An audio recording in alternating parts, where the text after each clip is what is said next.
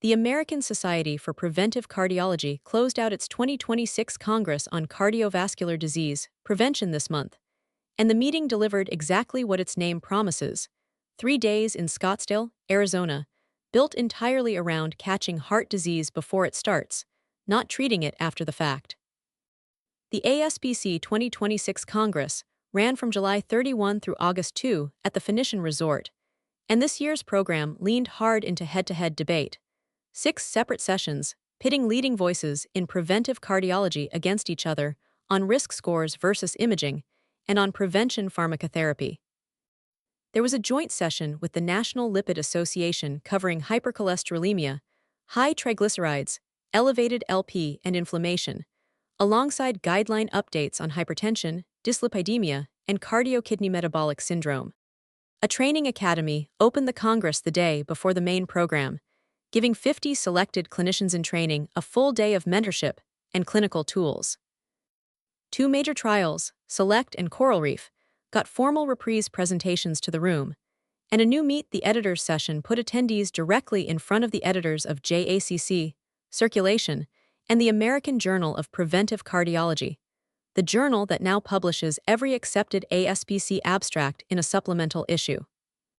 But the 2 results that actually won recognition from the room at ASBC 2026 came from opposite ends of medicine, and together, they tell the same story about who gets caught by the risk tools cardiology already trusts.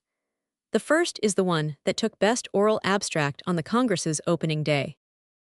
Mohan Satish, a postdoctoral fellow in cardiovascular diseases at New York Presbyterian Hospital and Weill Cornell Medicine, presented a validation of the PREVENT equations, the newer cardiovascular risk calculator built to eventually replace the older pooled cohort equations, in a population it had barely been tested against, Native American adults.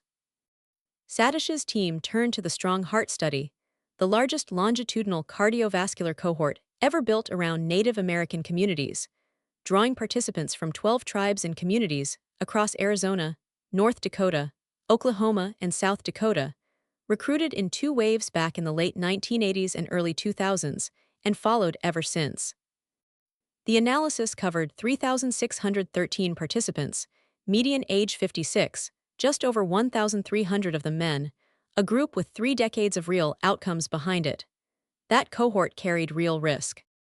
Within it, almost 86% of participants had dyslipidemia, just over 53% were living with obesity, just over 40% had hypertension, nearly a third had diabetes, and roughly 37% were current smokers.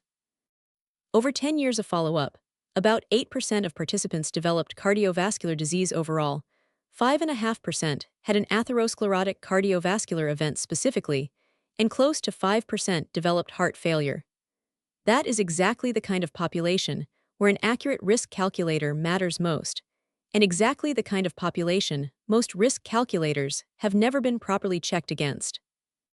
So how well did the PREVENT equations actually predict who would get sick? In this specific Native American cohort, at the center of the ASBC 2026 headline result, Satish's team measured discrimination using the C-statistic, where a score of 1/2 is a coin flip, and anything meaningfully above 7/10 counts as clinically useful. For total cardiovascular disease, the PREVENT equations scored a C-statistic of 0.783 overall, 0.739 in men, and 0.808 in women. For atherosclerotic cardiovascular disease specifically, the C-statistic came in at 0.777 overall, 0.76 in men, and 0.786 in women. And for heart failure, the strongest result of the 3, the equations hit 0.805 overall, 0.77 in men, and 0.831 in women. Across all 3 outcomes, without exception, the PREVENT equations discriminated better in women than in men, and every overall figure landed solidly in the range that clinicians consider genuinely useful for guiding preventive treatment decisions. Satish summed up the result plainly. The PREVENT equations demonstrated, in his words, very nice predictive performance compared to the older models they are meant to replace. He framed the bigger picture just as directly, calling this an opportunity for broadly applying primary prevention efforts in a population that has been historically understudied in cardiovascular risk research.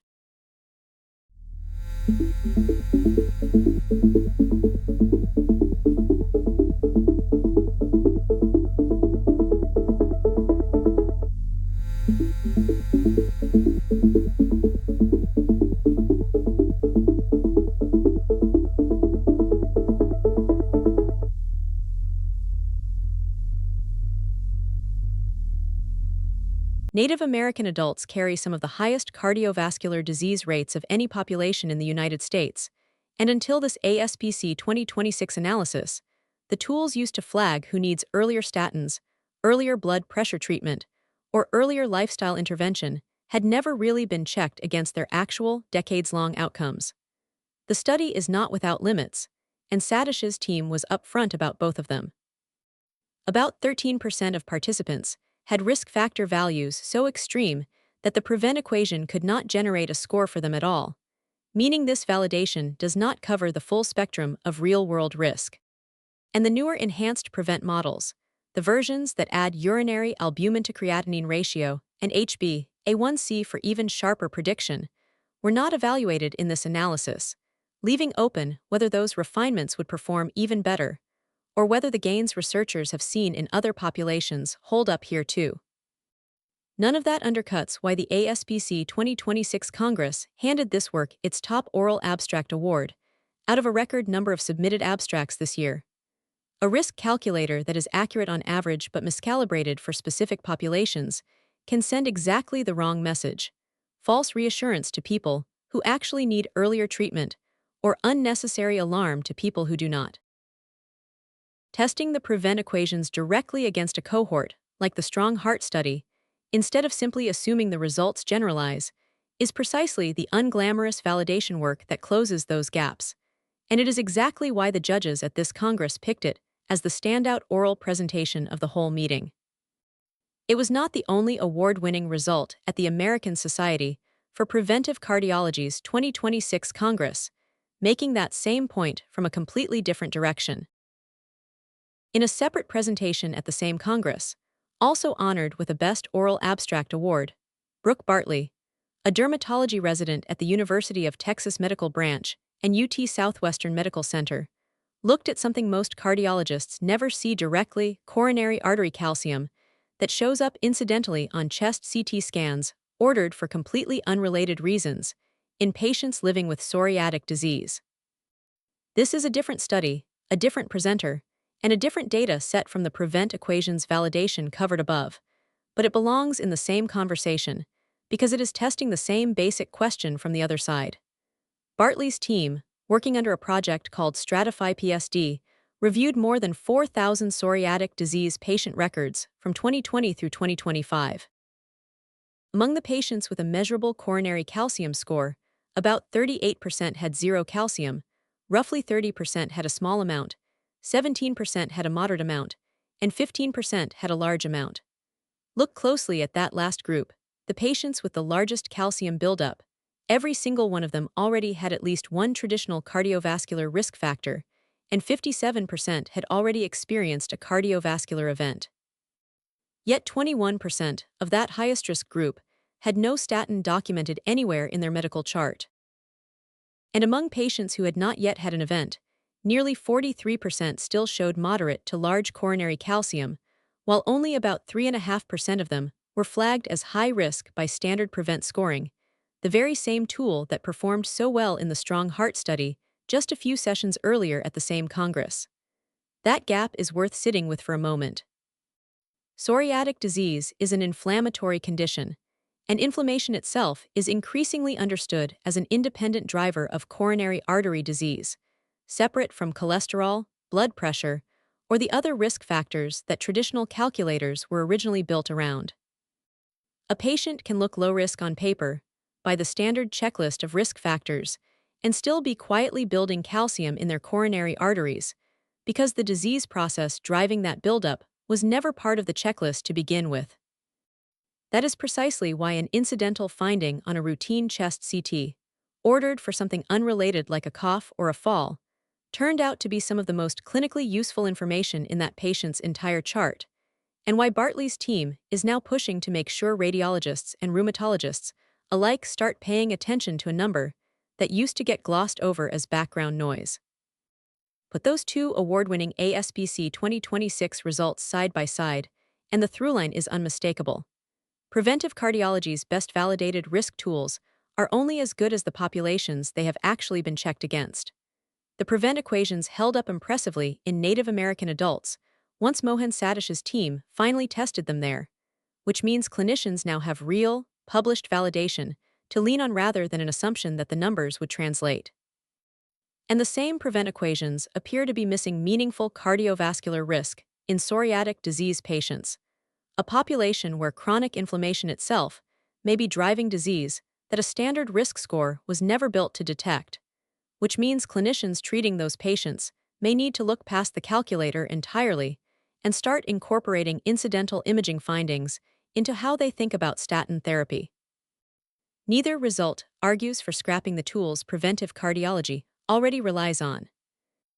Both argue for the same next step: keep testing them deliberately in the populations that have been left out of the room, because the American Society for Preventive Cardiology's 2026 Congress in Scottsdale just proved that when someone finally does the work, the answer changes what a clinic visit should look like on Monday morning for a Native American patient and a psoriatic disease patient alike.